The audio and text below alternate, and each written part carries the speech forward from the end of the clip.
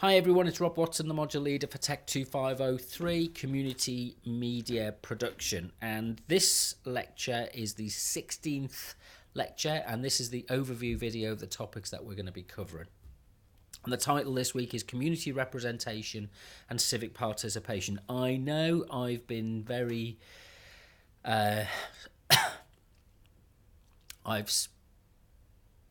what's the word I'm looking for? I've shoveled it on in terms of the community and social problems that we're dealing with. Been a right old kind of how much more can I pile up on this? But I think it's really important. If we do this work now, if we do this work this year and engage with these topics this year, then next year it should flow a bit more freely when we look at things in an international context and we evaluate. So this year, the first year was about introducing you to the core concepts of community media and the core practices of community reporting and those kind of things. This year is about the social issues, and next year is about how that is enacted in practice and what people gain from it in an international context. So, and how do we evaluate that? So, what we're going to look at this session is really kind of where community fits in terms of the debates about civic engagement. So, as a kind of what the role is of independent media. If we only live in a world that is corporately controlled and which is controlled by the state, then the danger is that we end up with a kind of mono thought process. That there's a mono ideology, which is a monology. I think is that the right phrase, in which only certain things can be thought about, or only certain things can be expressed, because of course people think about all sorts of things. And this is kind of really down to the basis of thinking about what our democracy is and what our deliberative and engaging democracy is about. And the mass media model, which has kind of worked to keep certain power interests in place for a couple of hundred years now. How is social and collaborative and online network media changing and challenging some of those those status positions? So, Donald Trump is very interesting in this respect in terms of what is actually going on. And it's about that idea of kind of separating out the causes from the consequences.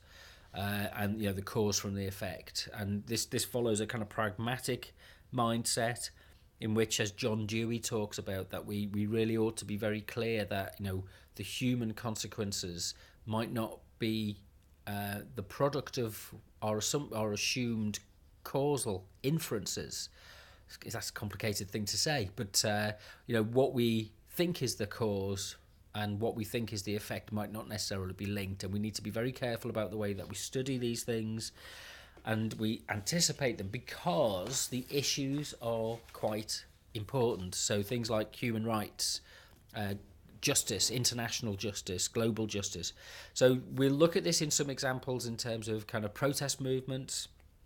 We'll look a bit at the movement of indie media, which grew up with the rise of the Occupy movement, and things like the Independent Media Centre, and what their position is in terms of stances against forms of mainstream media, and kind of the types of stories and articles that get reported and expressed in national media organisations, and what really independent media grassroots projects can achieve in terms of civic journalism and civic news production. So what we call open publishing. So and blogs, wikis, social media, those kind of things are all very important for this.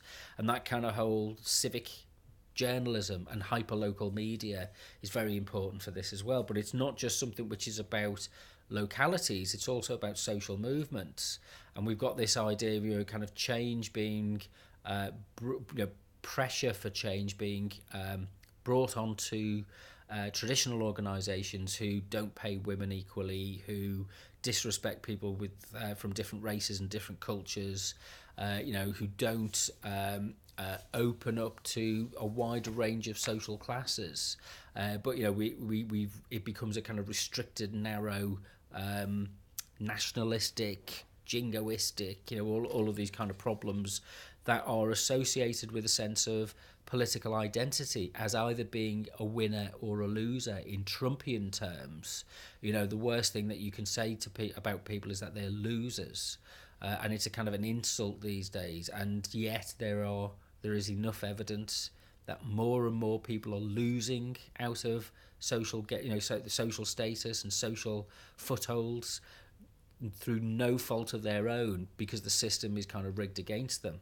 So what are the kind of campaigns that kind of, and activist networks that are available, that we can look to, that tell us something about how people are kind of challenging these roles, and kind of what are the kind of techniques that activists use, and how is a kind of sense of democracy structured. And we'll look at some ideas about the way that community media can be used to strengthen a sense of democratic engagement and civic participation. And the role, and as we've established in the UK, community media is very poorly funded and very poorly supported, and it isn't seen as a legitimate form of civic engagement, but it is, and we have to keep making the case for this, a very powerful platform for people talking about their own lives, using their own language, and talking on their own terms, really, which aren't part of the whole kind of mass media, corporate, profit-driven or status-driven forms of media. So this is about political democracy, communicative democracy, and it's about kind of who sets the goals and the agenda for a community, and who regulates the decision-making process, and who talks about it, and who holds decision makers to account. So it's also about how do we form the communities of interest or the communities of locality into a public kind of body, a mass of people who interact and democratically decide and engage and deliberate on what the policy and funding and resource priorities should be of their own communities, and what the common resources are that helps to support that. So we'll look at this in terms of what's called the public sphere, and how the public sphere is a way of thinking which regulates the differences between the public, the private, and the social sphere. And we'll look at this in terms of what this has as a knock-on for our role as advocates of collaborative and civic forms of media.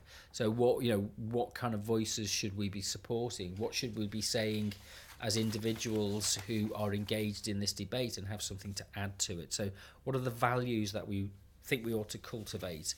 And what's the kind of sense of social solidarity that we need to cultivate through community media practice in order to be able to add to the greater well-being of our society? Right.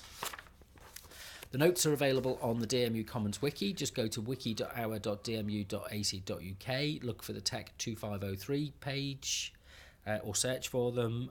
If you want to carry on any conversation and discussion about the topics that we cover in this, or to talk about anything else, or share any other examples that you've got, or share your blogs and things like that, go to talk.our.dmu.ac.uk and just start a new topic or add some thoughts to an existing topic. But I'll see you at the lecture.